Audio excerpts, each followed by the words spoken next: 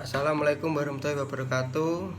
Perkenalkan, nama saya Ahmad Ibra dari Fakultas Hukum B 2006 2020 122. Di sini saya akan menjelaskan tentang hukum Islam 1, Ar-Ra'yu atau disebut penalaran. Yang pertama, ijma. Ijma adalah kesepakatan para ulama dalam menetapkan suatu hukum-hukum dalam agama berdasarkan Al-Quran dan hadis dalam suatu perkara yang terjadi. Contohnya, haramnya pernikahan wanita muslim dengan non-muslim. Kedua, penguasaan wakaf harus berakal sehat dan bisa dipercaya. Yang kedua, qiyas. Qiyas adalah analogi perumpamaan untuk menentukan hukum fikih terhadap suatu yang belum ada ketentuan hukumnya. Qiyas merupakan salah satu metode fikih dalam agama Islam untuk menentukan suatu yang baru dikenal sebelumnya. Contoh, pada zaman Nabi Muhammad belum ada narkotika, yang ada adalah khamr, minuman keras, dan sifatnya merusak organ tubuh dan dapat menjadi kecanduan.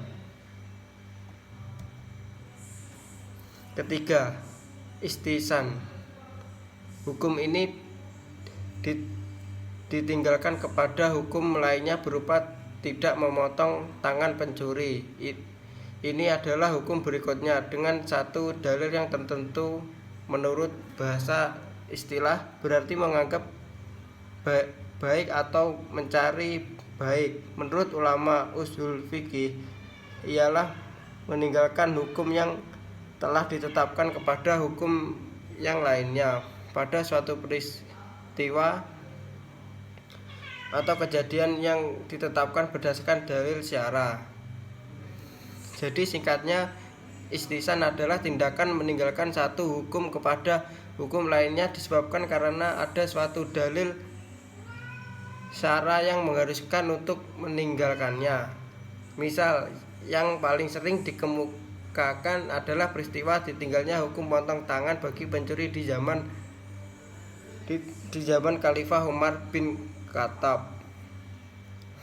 Padahal seharusnya pencuri harus dipotong tangannya. Itu adalah suatu hukum asal, namun kemudian dipenguatkannya. Contoh istihan. Seseorang mempunyai kewenangan bertindak hukum apabila ia sudah dewasa dan berakal. Bagaimana alhasil dengan anak kecil yang disuruh ibunya untuk ke warung untuk membeli sesuatu? Berdasarkan istihsan, anak kecil tersebut boleh membeli barang-barang yang kecil yang menurut kebiasaan tidak menimbulkan kemafsadatan.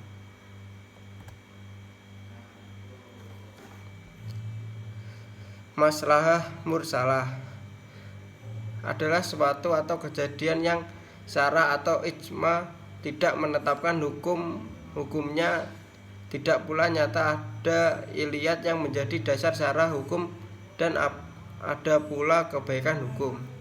Contoh, tindakan Abu Bakar terhadap orang-orang yang ingkar kepada zakat itu adalah demi kemaslahatan. Istihab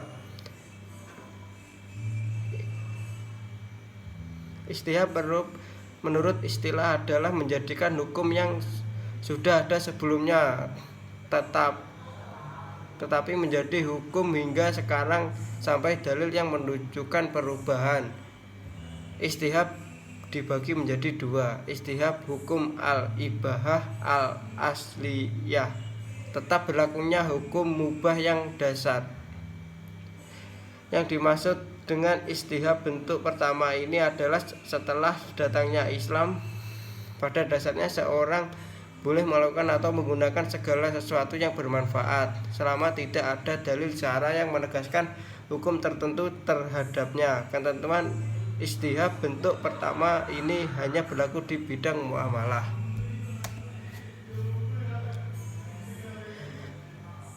Yang contoh kedua, istihab madalah as-syara awal al-aqla.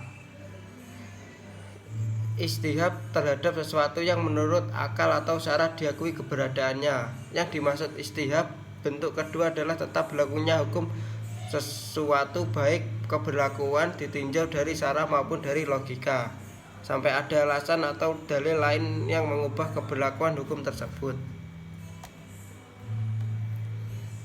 Contoh istihab: pada suatu perkawinan antara si Ana dan si Budi, kemudian karena satu hal mereka harus berpisah tempat, misal karena tugas dan si Budi tidak bisa menunaikan tugasnya sebagai suami, maka apabila Ana ingin lagi dengan orang lain tidak dapat dilakukan karena meskipun sudah berpisah lama masih ada ikatan perkawinan. Yang terakhir, urf atau adat. Kata dari al-urf dalam ayat tersebut yang manusia disuruh mengerjakan oleh ulama usul fikih dipahami sebagai suatu yang baik dan telah menjadi kebiasaan masyarakat. Berdasarkan itu, maka ayat tersebut dipahami sebagai perintah untuk mengerjakan sesuatu yang telah dianggap baik sehingga telah menjadi tradisi dalam suatu masyarakat. Kata al-ma'ruf artinya sesuatu yang diakui oleh hati. Ayat di atas tidak diragukan lagi bahwa seseruan ini didasarkan pada pertimbangan kebiasaan orang yang baik pada umat dan hal yang menurut kesepakatan mereka berguna bagi kemaslahatan mereka. Kata al-ma'ruf ialah kata umum yang mencakup setiap hal diakui oleh. Karena itu al-ma'ruf hanya disebut untuk hal yang sudah merupakan perjanjian umum sesama manusia, baik dalam soal muamalah atau soal adat istiadat. Terima kasih. Sekian dari saya. Assalamualaikum warahmatullahi wabarakatuh.